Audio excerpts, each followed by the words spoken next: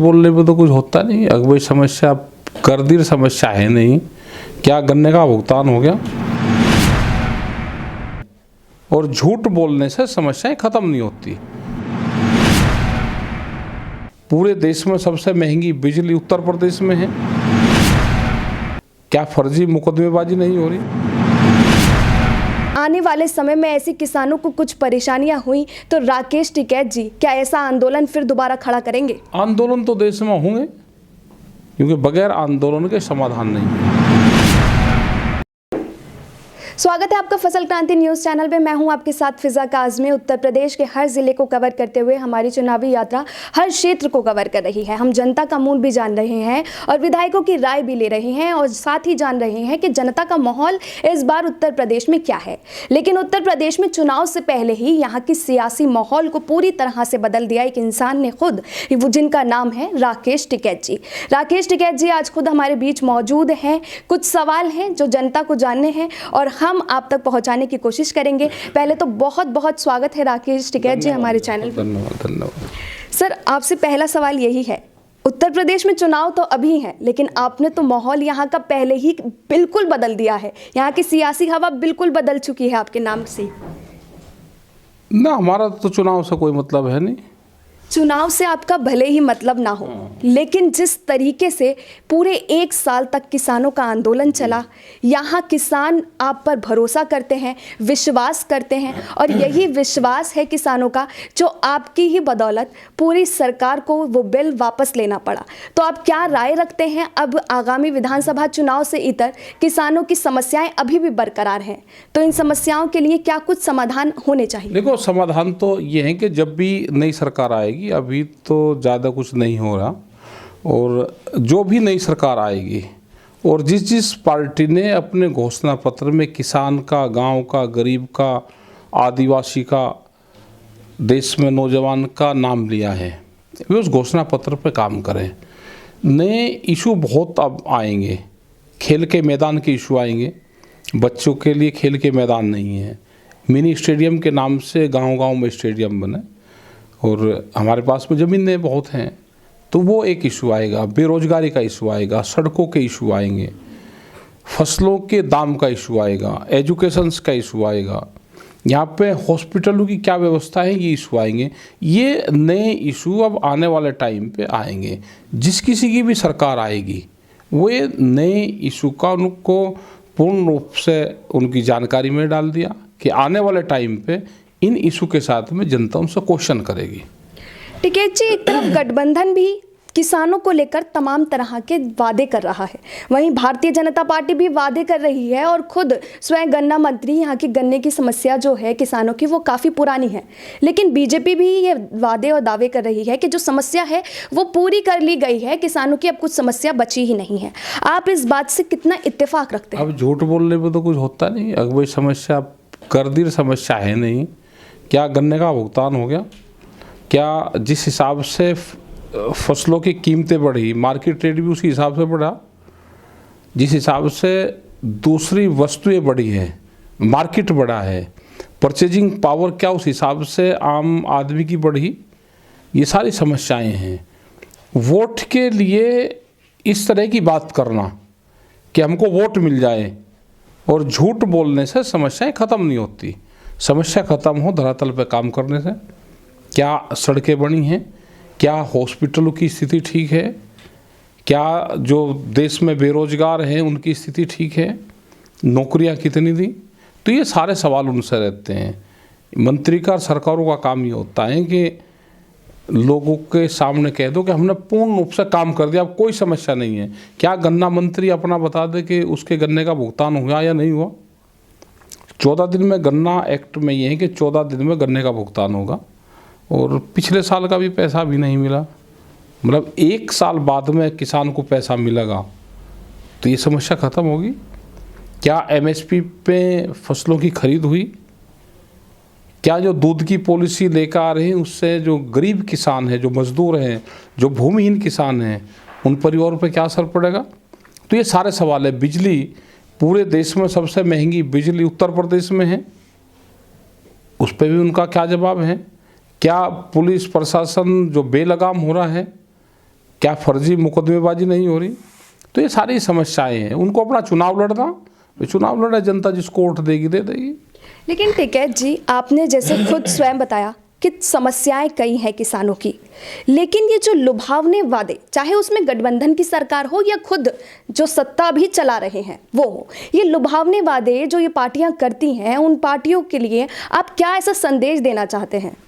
देखो, जिसकी भी सरकार बनेगी उनको ये इशू आएंगे, उनके सामने आएंगे, इन इशू पे सरकारें काम करें। आने वाली कोई भी सरकार होगी, अब तो जाएगी, मार्च में नई सरकार आ जाएगी, गठन हो जाएगा, तो ये नए इशू के साथ में उनको मुकाबला करना पड़ेगा जनता का। नहीं तो हाल यही होगा जैसे अब मौजूदा सरकार के लोग हैं, जब वो गांव में जाते हैं तो लोग उससे क्वेश्चन करते हैं, वे गाड़ियां लेके गांव से भागते हैं, तो नहीं कोई काम करेगा तो ये हाल होगा। जाना उनको गांव के बीच में पड़ेगा। और जनता अब जागरूक होगी, वो क्वेश्चन करना सीखेगी। और हम जनता से अपील करें कि जो भी आपके बीच में आए, आप उससे क्वेश्चन करो, उससे रिटर्न में क्वेश्चन लिखो कि मेरे गांव का विकास होगा, मेरी गांव में स्टेडियम बनेगा, गांव की सड़कों का क्या हाल है, आप अगर जीत पाओगे तो क्या ये करोगे, आप हार के भी अगर आप जाओगे तो क्या इसके लिए आंदोलन करोगे। मतलब दोनों से क्वेश्चन करें, वो हारे या जीते। भाई अगर हारेगा तो आंदोलन कर, जीतेगा तो काम कर, अगली बार फिर आएगा कोई ना कोई। तो ये क्वेश्चन करना जब जनता सीख जाएगी तो समस्याओं का समाधान होगा, एक नए तरह का ट्रायल होगा अब देश में। जिस तरीके से आंदोलन चला पिछले 1 साल किसानों का, कितना ज़्यादा कठिन रहा आपके खुद के लिए भी कि कानून सरकार से वापस भी लेने थे, और आप अब किसानों के शुरू से ही एक मसीहा के तौर पर किसान आपको मानते हैं, आपको पूछते हैं और आपके हर फैसले की वो बहुत ज़्यादा हिफाजत भी करते हैं और इज्जत भी देते हैं उन फैसलों की। तो अगर आने वाले समय में ऐसी किसानों को कुछ परेशानियां हुई तो राकेश टिकैत जी क्या ऐसा आंदोलन फिर दोबारा खड़ा करेंगे? आंदोलन तो देश में होंगे, क्योंकि बगैर आंदोलन के समाधान नहीं है। देश में आंदोलन और आंदोलनकारी मजबूत रहने चाहिए, जब ये देश बचेगा, नहीं तो देश नहीं बचना। जिस तरह की आज स्थितियां हैं, जिस तरह से देश को बेचा जा रहा है, तो उसमें मजबूत आंदोलन की ज़रूरत है। बीजेपी सरकार विकास के तमाम दावे कर रही है, सड़कों का विकास हो गया है, रोजगार मिल गया है, तमाम तरह की जो परेशानियां हैं किसानों की वो पूरी हो गई हैं, लेकिन आप इस मुद्दे पर क्या राय रखते हैं? इससे कितना इस बात से इत्तेफाक रखते हैं कि प्रदेश में और क्या कुछ अभी खामियां हैं या फिर सरकार में क्या कुछ खामियां रही हैं? नहीं, हम क्या रखते, तो जनता जब वोट देगी अपने आप रख लेगी। आधे रेट में फसल बेच के किसी को वोट देनी है तो दे लो, जहाँ दे उसको देनी है। भाई बिजली का महंगा बिल देकर जिसको वोट देनी है उसको दे लो। वो तो खुद जनता को जागरूक होना पड़ेगा। नोटा नहीं अब दबाने की ज़रूरत, अब वोट देनी चाहिए, बिल्कुल ठोक कर वोट देनी चाहिए और अपनी आवाज़ भी बुलंद करनी चाहिए। लेकिन आप वोट दोगे तो जब भी आप अगले से क्वेश्चन कर सकते हो। आप नोटा दबाओगे तो आपको क्वेश्चन करने का कोई अधिकार नहीं है, ना आपको आंदोलन करने का अधिकार है, ना आपको किसी से क्वेश्चन करने का अधिकार है। वोट दो और बिल्कुल मजबूती के साथ में लोगों को वोट देनी चाहिए। अपनी विचारधारा पे वोट दे, कोई आपको बहका के आपकी वोट ले उसको आप मत दो। आपकी फसल आधे रेट में बिखरी है, आप उसके हिसाब से जिसको आप देना है दे लो।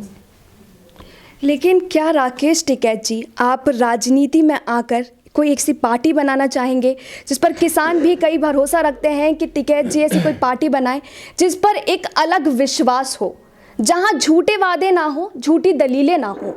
ये जो भी सरकार बनेगी, ये अपनी सरकार है, सब जिसकी भी बनेगी, आंदोलन मजबूत रहेगा तो ये सब लोग काम करेंगे। आंदोलन ठीक रहना चाहिए।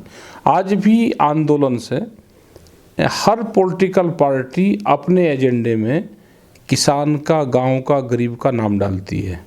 तो आंदोलन अगर मजबूत रहेंगे देश में तो सारी पार्टियां काम करेगी। सियासत से इधर टिकैत जी, मेरा सीधा सवाल आपसे यही है, किसानों के लिए जो समस्याएं खड़ी होती रहती हैं, किसान आए दिन परेशान रहते हैं, कम कीमतों पर उन्हें अपनी फसलें बेचनी पड़ती हैं, उनका आधा रेट भी उन तक नहीं पहुंच पाता। टिकैत, राकेश टिकैत एक ऐसा नाम है जो हमेशा किसानों के मसीहा के तौर पर जाने जाते हैं। तो आने वाले समय में किसानों के लिए आप क्या कुछ अपने हिस्से से करना चाहते हैं? आंदोलन के अलावा अगर किसान चाहें कि किस तरीके से एक नई नींव रखी जाए राजनीतिक पार्टी के तौर पर ही, तो नहीं, बगैर राजनीति के ये आंदोलन ठीक काम करें, उसका असर तुरंत होता है। आंदोलन की दवाई बहुत जल्दी आराम करती है, जैसे अभी दिल्ली में करा तो जल्दी आराम करती है। आंदोलन की दवाई हर मर्ज में काम आती है, तो उस दवाई का इस्तेमाल कभी कभी सबको कर लेना चाहिए। चाहे भाजपा की सरकार रहे या ना रहे, चाहे गठबंधन की सरकार भी आ जाए, लेकिन जो आपका, अगर गठबंधन की सरकार आती है और आपका किसानों के खिलाफ ऐसा कुछ रुख रहता है, तो आपका आंदोलन ऐसे ही जारी रहेगा? अभी राजस्थान में तो इनकी सरकार है नहीं, वहाँ तो किसी दूसरे की जी। तो वहाँ पे भी ज़मीन अगर नीलाम हुई तो हम वहाँ पे गए और वहाँ के उन्होंने कानून बदले। सरकारें और पार्टियाँ अलग अलग हैं। आने वाले टाइम पे सरकारें और पार्टियां पूर्ण रूप से अलग रहेगी। आने वाले टाइम पे एक नई बहस देश में छिड़ेगी कि सरकारें अलग हैं और पार्टियां अलग रहती हैं, एक जगह ज्वाइंट नहीं होगी कभी भी। जो भी चुने हुए प्रतिनिधि हैं, प्रधानमंत्री बने या मुख्यमंत्री बने, वो अपनी पार्टी से अलग, वो सबके होते हैं, वो किसी एक पार्टी के नहीं होते। तो ये हमेशा ध्यान रखा जाएगा, वे काम करें, उनकी पार्टी उनका बखान करे कि हमारी जब वो बनी सरकार तो हमने ये काम करा, लेकिन मुख्यमंत्री सबके होते हैं, वे इन चीज़ों से परहेज करना चाहिए उनको। राकेश टिकैत जी, चुनाव है, चुनाव में पलायन का मुद्दा और दंगों का मुद्दा भी उठाया जा रहा है, इस पर आप अपनी क्या राय रखते हैं? प्लान विकास की नींव रखी जाती है तो जब आदमी प्लान करता है, अगर आदमी प्लान नहीं करेगा तो विकास नहीं कर सकता।